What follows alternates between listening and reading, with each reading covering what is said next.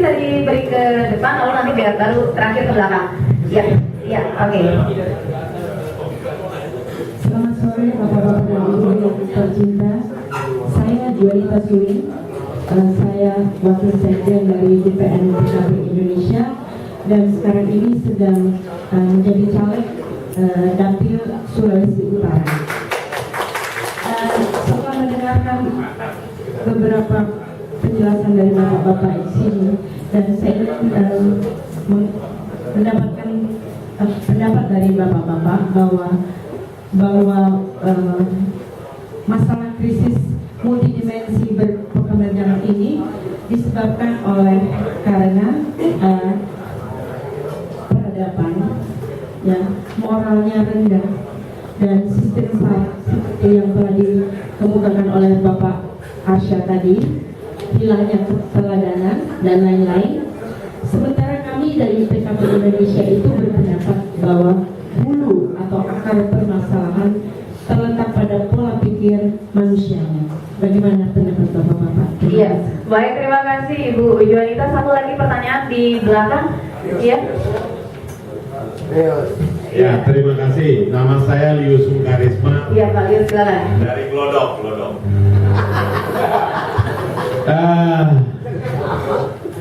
Kita prihatin ya. Ini pemilu yang sebentar lagi mau diselenggarakan. Ada kegelisahan kita masyarakat kecil. Saya dari Forum Rakyat. Yeah. Forum Rakyat ini mau menanyakan sikap PKP Indonesia. Kalau pemilu besok terpisah, itu MK sudah memutuskan bertentangan dengan Undang-Undang Dasar 45. Ini masalah serius. Kelihatannya pemerintah dan partai-partai besar hanya mau melaksanakan itu tahun 2019. Sedangkan putusan MK itu berlaku sejak tanggal diucapkan. Konkret, saya ngajak kader-kader PKPI ini, kapan kita demo di MK? Ini bukan buat PKPI, bukan buat Pak Sutioso, tapi buat negeri. Bayangkan uang 16 triliun untuk pelaksanaan pemilu presiden dan legislatif ini sia-sia kalau hasilnya inkonstitusional, bertentangan dengan Undang-Undang Dasar 45. Jadi konkret ajakan saya nih melalui Pak Ketua Umum, kapan saya tunggu kader PKPI, kita paksa MK untuk melaksanakan ini tahun 2014. Iya. Terima kasih. Baik, terima kasih Pak Gus. Cukup banyak beragam pertanyaan juga tanggapan ini. Mungkin bisa langsung, saya bingung soalnya kalau mau dikelompokkan ini berbeda-beda pertanyaannya. Jadi langsung saja saya serahkan kepada narasumber yang ada di sini. Pak Sutioso, mohon maaf juga mungkin kalau bisa menjawab saja. Ini tadi terakhir yang cukup menarik, ajakan langsung ke PKPI. Jadi rasanya paling pas yang menjawab Pak Sutioso, tidak ada lagi yang lain begitu.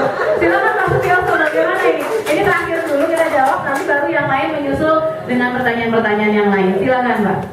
Ya Pak Yus dulu ya. Jadi saya di akademi militer itu nggak ada pelajaran demo. Jadi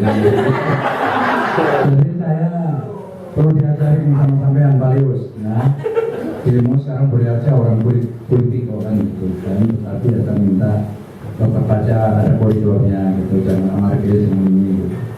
Tapi memang betul ya bahwa apa yang tersirat dari putusan MK itu, dia bilang bahwa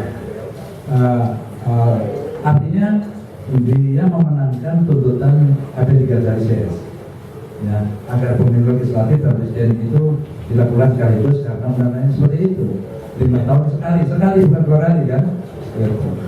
Apa artinya putusan ini? Berarti pemilu selama ini itu tidak sesuai dengan konstitusi kita. Itu kan kesimpulannya. Nah, kalau tidak sesuai, kenapa ditoleransi? Kalau yang sudah lewat 2004, 2009, oke lah sudah lewat, mau apa? 2014 kan belum lewat. Gitu. Artinya di sini bisa diartikan MK itu mentoleransi sebagai turunan dari konstitusi yang ada kita. Dalam konteks inilah saya mendukung dengan Profesor siapa namanya? Yusril Mahendra. Nah, oleh karena itu supaya, dan apakah kita pernah bertanya dengan KPU siapa kalau pemilu itu diadakan serentak pada bulan Juli? Dari semua pernyataan pejabat KPU mereka sembuh sebenarnya. Nah, kejanggalan yang lain, kenapa sebuah keputusan yang sudah Maret tahun lalu sudah putus baru diumumkan sekarang?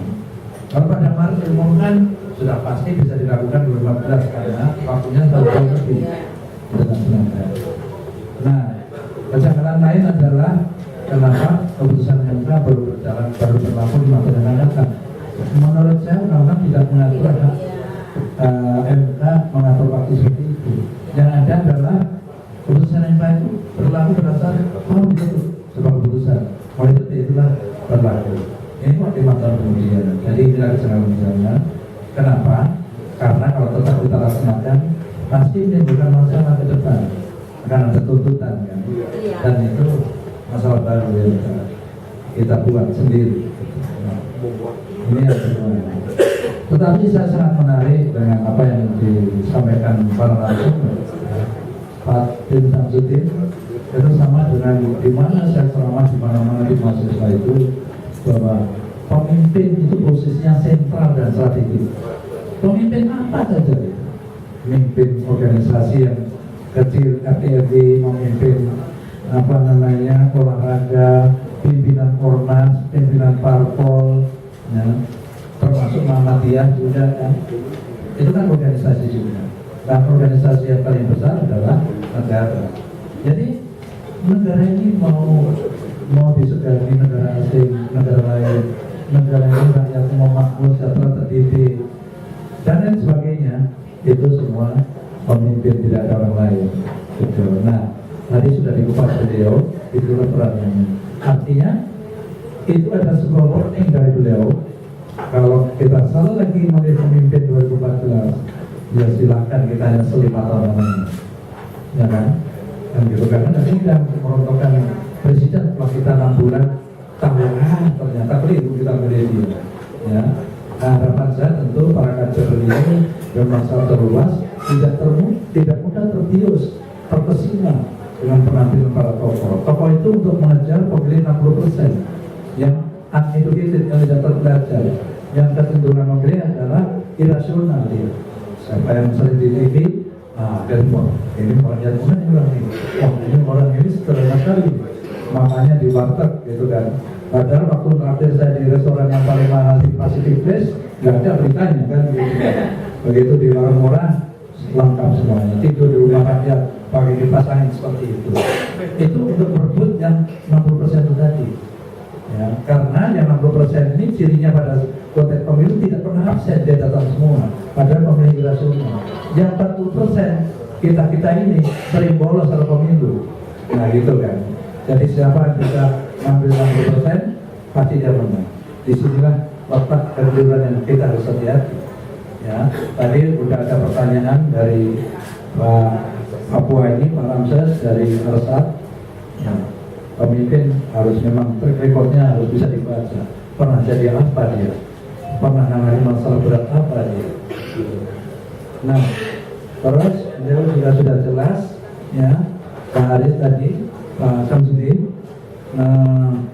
yang tercatat di sini ya, sekali lagi juga mendukung tentang amandemen, kaji ulang itu tadi, kaji ulang amandemen, bukan harus kembali.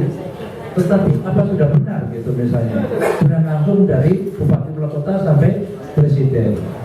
Sebagai gambaran Pak Samsudin, pada saat pemilihan gubernur pilkada di Jawa Timur 5 tahun lalu ya, yang saya ingat itu kan 2 putaran itu, 2 putaran dengan buka lagi musuhnya. Itu menghabiskan 1,1 triliun. Bayangkan, itu dari pemerintah, belum dari kandidat. Di Indonesia itu jadi gubernur saya pastikan ratusan miliar dikeluarkan. Untuk jadi wali kota puluhan miliar. Ada yang ratusan daerah tertentu yang basah. Itu kayak UT, itu ratusan miliar. Nah, setelah jadi manusiawi tidak untuk mengembalikan modal. Kan itu masalahnya. Dihitung-hitung 5 tahun yang menjabat gaji saya sekian, dihitung-hitung ya cukup, masih tekor. Salah satu-satunya korupsi. Apa kita mau bertahan seperti itu? Misalnya. Padahal di sila keempat rakyat dipenuhi kebijaksanaan dalam persoalan perwakilan. Saya boleh dari gubernur 2 periode, gubernur rupiah, saya dipilih oleh dewan. Sungguh 1 sen saya nggak keluarkan uang. Yang pertama saya sebenarnya tidak mau karena perintah pangat saja, karena saya harus dibelokkan ke birokrat dari kehidupan tentara. Ini yang saya berat untuk melipat cucu saya itu. Akhirnya jadi yang kedua dipanggil langsung Presiden Megawati untuk jalankan lagi. Ini apa yang mau saya? Gaji saya sudah cukup, fasilitasnya baik, masa saya mau korupsi lagi? Itu namanya edan saya itu. Nggak bisa berpikir yang jernih. Terus kita amankan kebijakan ekonomi yang cenderung kapitalis sekarang ini. Dan itu kan hasil amandemen. Yang tadinya pengelolaan ekonomi itu yang paling depan itu ada koperasi, ya, BUMN, harus swasta. Sekarang terbalik, swasta yang di depan.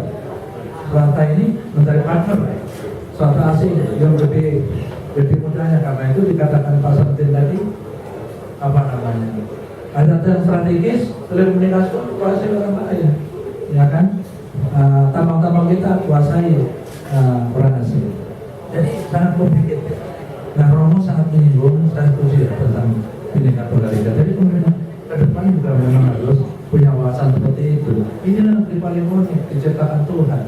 Tidak ada negeri yang pulaunya 11.000 lebih, ya, suku, etnis, bahasa ratusan, budaya dan sudah berbeda-beda, agama dan enam yang resmi diciptakan pemerintah, ya kan? Diciptakan seperti itu, dan kita sudah wanti-wanti sama menurut kita, Bhinneka Tunggal Ika dipasang di kaki burung Garuda, lambang negara yang perkasa itu. Artinya inilah titik lemah kita. Kalau atau dong tidak dimanage dengan baik. Jadi titik lemah kita, dan sekarang masih terus terjadi. Ada orang mau khotbah di lokasi ditusuk di tengah jalan, apa penyelesaiannya? Ada yang monitor? Tidak pernah. Orang jangan berusaha hukum yang berat untuk menimbulkan efek jerah. Masih terus terjadi. Itu bianu pengadilan menang gereja di Bogor. Kenapa nggak boleh lagi gimana? Aneh aja, ini pemerintah apa? Hukum tidak jadi panglima di sini. Itulah kekacauan negeri kita. Dan karena itu sudah sewajarnya, karena saya salahnya dulu di sini, jadi seakan-akan saya narasumber.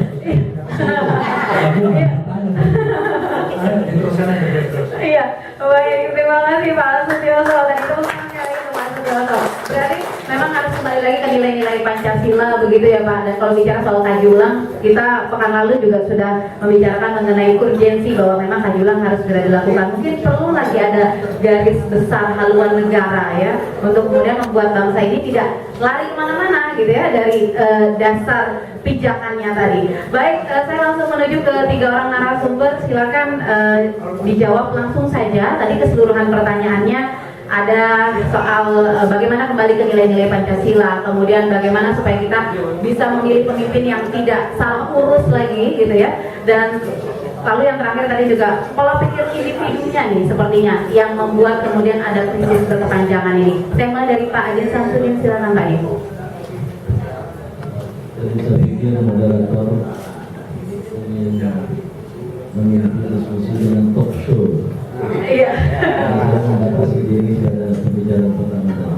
Terhadap beberapa pertanyaan, saya sudah dijawab oleh Bang Bos.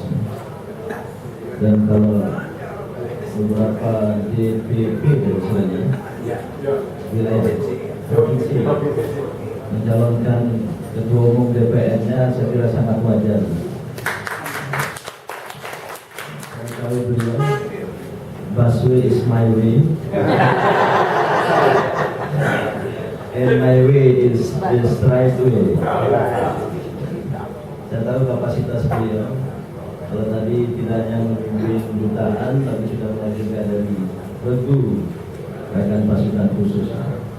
Tinggal Bang Yos, ada nasib apa tidak ya? Garis tangan. Garis tangan. Ya, yang pertama saya kira terhadap permasalahan apakah betul ada krisis multidimensi, itu bisa diperdebatkan panjang. Tapi saya pikir nggak usah terlalu banyak diperdebatkan. Yang lebih penting itu bagaimana ke depan, bagaimana penyelesaian masalah. Nah, secara ringkas saya melihat ada aktor-aktor yang bertanggung jawab. Itu tentu pertama adalah state actor, yaitu aktor negara itu sendiri yang sudah kita bentuk, dan pemimpin atau pengurusnya juga kita beri amanat. Tapi yang terjadi salah urus saja, karena salahnya pengurus. Dan sering mengurus di banyak organisasi itu mengurus dirinya sendiri, tidak mengurus yang harusnya diurus. Tapi juga ada non-state actors, aktor-aktor bukan negara, termasuk partai-partai politik dan juga ormas, LSM dan lembaga-lembaga masyarakat lain. Pada dua negara yang terakhir, non-state actors ini, sebenarnya kita berharap partai-partai politik bisa melakukan perubahan struktural, karena memang ranah tanggung jawabnya adalah perubahan struktural di Senayan sana dan juga di DPRD. Dan banyak sekali yang harus dimulai dari sebuah perubahan struktural, sejak dari undang-undang, dan tadi bahkan lebih ke pangkal lagi, yaitu membenahi kembali nilai-nilai dasar kita, yaitu konstitusi. Karena negara yang baik, negara yang ditegakkan atas dasar konstitusionalisme dan harus pada prinsip konstitusionalisme. Tapi sayang di konstitusi kita masih ada masalah atau masih ada ruang yang dipermasalahkan. Nanti perlu kaji ulang. Walaupun Bang Yos tawaran kaji ulang bagi saya terlalu lembut. Sadar kaji dan mengkaji. Harusnya agak lebih maju lagi kayak Kopassus itu. Dan hanya kaji ulang. Ya, lakukan lagi perubahan. Walaupun mungkin saya tahu banyak juga para purnawirawan yang ingin kembali kepada undang-undang dasar yang asli. Itu tidak. Saya kira konstitusi itu man-made, buatan manusia. Kalau wahyu kitab suci itu yang tidak boleh diubah. Kalau kita buatan manusia bolehlah diubah. Tetapi janganlah perubahan itu kemudian dipengaruhi oleh kepentingan lain di luar kepentingan yang telah diletakkan oleh Founding Fathers. Ini diskusinya panjang nanti kalau kita bicara undang-undang. Nah, maksud saya partai-partai politik termasuk PKB Indonesia ini harus bisa mengawal perubahan struktural ini. Mengapa reformasi Indonesia kebablasan hingga memasuki tahun ke-16? Mohon maaf, karena partai-partai politik tidak cukup efektif untuk melakukan perubahan. Tapi maksudnya partai yang ada di Senayan. Yang ini belum ya Pak Ketularan ini. Terus terang sekarang limbah, jangan persoalkan undang-undang dasar 45. Turunannya undang-undang. Ternyata kita nilai banyak yang bermasalah, yang bertentangan dengan undang-undang dasar ini. Itulah yang saya dengan Mas Lius, Pak Lius yang ngomong demo-demo tadi itu. Itu kawan baik saya, beliau ketua Gemar Budi, gerakan mahasiswa pemuda Buddha. Saya ketua pemuda Muhammadiyah, dan sekarang juga ikut bersama menggugat sejumlah undang-undang yang kita nilai bertentangan dengan konstitusi. Dalam sebuah gerakan yang saya sebut dia agak sedikit jihad konstitusi. Dan terutama kita beri fokus pada undang-undang tentang ekonomi, terutama yang membutuhkan kedaulatan negara, energi, telekomunikasi, termasuk juga perbankan, dan sudah kemarin undang-undang migas. Sekarang sedang berlangsung undang-undang tentang sumber daya air. Mohon maaf, ini asing ini, dan perusahaan yang mulai mengeruk begitu banyak sumber air kita dijual dengan harga mahal, dan seharusnya ini digugat, dan sudah tengah kita gugat. Kalau saya di Muhammadiyah sudah saya tidak bolehkan aqua lagi. Saya kira di PKPI yang akan datang ada lagi aqua. Ada undang-undang merubah undang-undang tentang Iya, investasi banyak banget. Ini mohon maaf, ini karena kerja dari partai-partai politik tidak beres, limbahnya keluar ranah sosial dan banyak lagi. Jadi kalau mau diperbaiki, oleh karena itu saya berharap pada kawan-kawan dari PKP Indonesia itu jadi anggota DPR, jadilah anggota DPR yang sejati sebagai trustee dari rakyat. Iya. Orang kepercayaan rakyat itu trustee. Iya. Anggota DPR yang ada sekarang banyak tampil sebagai hanya delegate putusan. Dalam istilah ilmu politik dibedakan, delegate hanya mewakili konstituen di dapilnya, putusan belakang bahkan menjadi floating MPs yang tercerabut dari akar konstituennya. Tapi haruslah jadi trustee yang betul-betul membela kepentingan rakyat. Maka ukurannya antara lain, kalau ada pengambilan keputusan, opsi mana yang akan dipilih. Lihat saja beberapa kali terakhir, opsi yang justru tidak sesuai dengan kepentingan rakyat yang dipilih oleh sejumlah partai-partai politik yang menggunakan moto pro rakyat, merakyat, suara rakyat, Dipilih rakyat gitu ya. dipilih rakyat, tetapi opsi yang dipilihnya di DPR sana itu bukan yang sesuai dengan kepentingan rakyat. Iya. Saya wanti-wanti PKP Indonesia ini jangan kemudian masuk ke situ. Nah, baru ranah kedua, lingkaran yang tidak kalah pentingnya dari lembaga apa yang disebut elemen masyarakat madani, civil society organization, bahkan sejumlah lebih tua dari negara, ya, termasuk ormas-ormas keagamaan, KWI, PGI dan lain sebagainya. Ini juga tugasnya antara lain to strengthen the cultural base, memperkuat landasan budaya. Sebab tidak mungkin ada demokrasi, ada perubahan kalau tidak disiapkan mentalitasnya. Ini tugas. Iya. Cuma saya mendapat tanggung jawab di ranah ormas ini karena kita ini banyak dihalangi oleh kebijakan-kebijakan negara yang justru tidak kondusif bagi aktualisasi dan kontribusi serta peran dari ormas-ormas ini. Nah, baru negara kita tuntut. Saya melihat kalau tiga ranah besar, lingkaran besar ini, maka koalisi yang perlu dibangun Bang Yos ke depan adalah koalisi sejati, entah apa istilahnya, mega coalition. Nanti kalau mega terkait Dengan satu tokoh gitu ya Pak. Iya. kalau koalisi akbar juga terkait Iya. tapi semacam grand coalition. Iya. Ya, grand coalition. Kalau mega koalisi, koalisi akbar nanti lain lagi, apalagi koalisi agung. Ada juga yang lain ya. Tetapi grand coalition, baik antar partai politik, antar ormas dan lain sebagainya, inilah Bhinneka Tunggal Ika. Bhinneka Tunggal Ika haruslah sejati kita implementasikan. Bapak-bapak dan ibu-ibu, sedikit ya, Mbak Moderator. Iya. Saya terhenyak di dua forum internasional, Pancasila dan Bhinneka Tunggal Ika dipuji orang. Yang pertama Romo di Annual Conference on Community of Santi Egidio. Ini ormas orang awam Katolik yang berpusat di Roma. Setiap tahun mengadakan konferensi dan saya langganan hadir menjadi pembicara.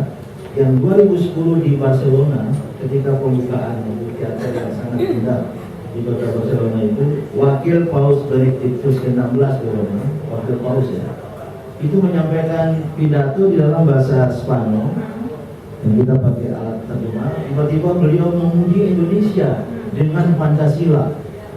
Lantas orang-orang yang kenal saya dari Indonesia melirik saya dengan tersenyum ya. Saya nggak bisa tersenyum simpul ya, karena saya sedih.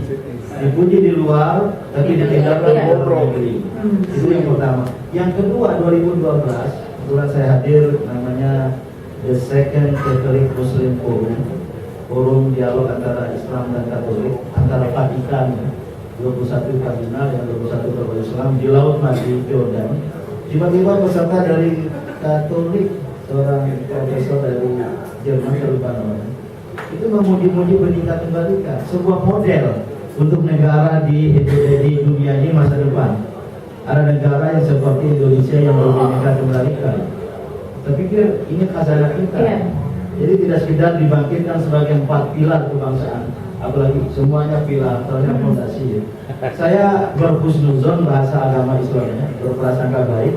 PKP ini marah karena ternyata bertiga tunggal ika tidak diterapkan secara semestinya ya. Kalau marah, biasanya burung garudanya baik-baik saja. Ini mah iya. Tapi garudanya PKPI sampai bulu-bulunya bangkit. Iya, iya. Ini tafsir saya bangkit. Itu husnuzon loh Pak Sutioso. Nah, ini yang saya berhusnuzon tadi. PKPI ini marah karena Bhinneka Tunggal Ika tidak diamalkan. Iya. Maka Iya. burung garudanya Berdiri unggulnya. seperti burung garuda marah. Iya. Nah, ini pentingnya. Cuma harus secara sejati. Ada masalah di antara kita. Saya memprakarsai berdirinya dan menjadi Ketua Presidium Inter-Religious Council of Indonesia. Itu 8 unsur, 6 dari Majelis Agama yang eksis, ada unsur MUI, KWI, PKI, langsung ketuanya semua. Dan tambahannya 2 lagi, saya sebut 2 agama baru, NU dan Muhammadiyah. Kita bergumul, ada masalah. Tidak terjadi suatu rumah ibadah, kita tunggu. Tapi sebagian ini di luar kekuasaan tokoh-tokoh agama untuk mengatasi, karena ada kewenangan negara. Kalau saya begitu ada kekerasan, merusak, tangkap, tegakkan hukum, itu tugas negara. Yang kemudian negara ada di sekitarnya dan bahkan memberikan dukungan. Ini masalah kita ya. Walaupun demikian, saya termasuk yang optimis ya. Kemajuan kita ini haruslah kita lanjut. Cuma Pak Ramses, kalau saya berpendapat memang bukan negara agama, yang berdasarkan agama teokratis, dan oleh karena itu perlu diketahui yang mengajukan Pancasila seperti sekarang adalah Ketua PP Muhammadiyah waktu itu, Ki Bagus Hadi Kusumo, dan walaupun sudah disepakati Piagam Jakarta sama dengan Pancasila sekarang, kecuali sila pertamanya ketuhanan dengan kewajiban menjalankan syariat Islam bagi pondoknya, itu juga karena ada keberatan dari tokoh-tokoh agama dari Indonesia Timur. Kalau begini kami tidak jadi bergabung, Ketua PP Muhammadiyah mencari solusi, maka diubahlah menjadi ketuhanan yang masa bagi Muhammadiyah, bagi NU. Negara Pancasila ini sudah selesai. Nah, maka tugas kita sekarang tidak berarti agama harus dihilangkan dari negara. Ini pendapat saya. Negara tetap penting untuk menyinari, untuk mencari, maka agama-agama berkontribusi. Tapi dalam kerangka negara Pancasila, terutama membawa nilai-nilai moral, nilai-nilai etika. Tidak dapat dibayangkan kalau agama tidak hadir untuk menyelamatkan bangsa. Tapi dalam kerangka negara Pancasila. Oleh karena itu terakhir, pemilu 2014 ini penting sekali dan harus diperhatikan. Namun saya tidak tahu sampai sejauh mana rakyat ini menyiapkan itu. Dia bukan pesta demokrasi, bukan pesta demokrasi, tapi harus kita pentingkan sebagai sarana yang secara sungguh-sungguh rakyat warga negara menentukan pilihannya. Nah, saya tidak tahu hasil penelitian LIPI bagaimana rakyat siap. Kalau 60% pemilih banyak di desa-desa, maka sangat wajar kalau mereka tertarik memilih kepada yang sering tampil di televisi, yang sering